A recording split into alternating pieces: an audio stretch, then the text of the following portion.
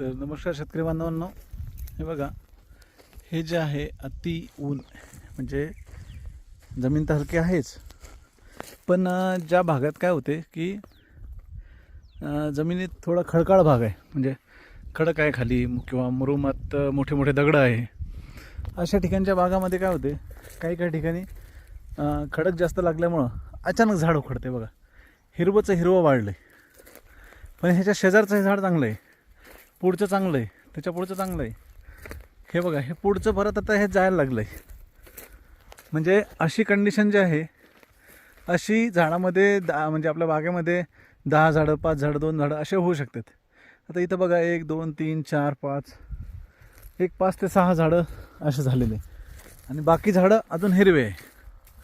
टप्प्याटप्प्यात झालं आहे, म्हणजे काय त्या जमिनीला वेगळा ताण बसला नाही, याला वेगळा ताण बसू राहिला असं होत नाही. त्या जमिनीत बुडात जे तिथं दगड वगैरे लागला आहे, त्या दगडामुळं मुळी दगडावर आदळली आणि पाणी कमी झालं की लगेच झाड उखडून जाते. शॉक बसणे पण त्याला म्हणतो, उखडणे म्हणजे अशा प्रकारचं. तर हे झाड जगणं खूप कठीण आहे.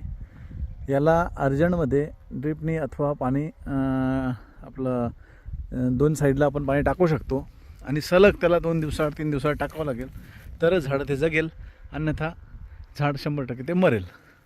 तर बागेत काळजी घ्या, बागेत रोज बघत चला, कुठलं झाड जास्त शॉकमध्ये वाटते का, त्याला पाणी द्यायची गरज वाटते का. जर नॉर्मल शॉकच्यापेक्षा जास्त वाटत असेल तर त्याला 100% पाणी चालू करा, त्या सेपरेट झाडाला द्या, नाहीतर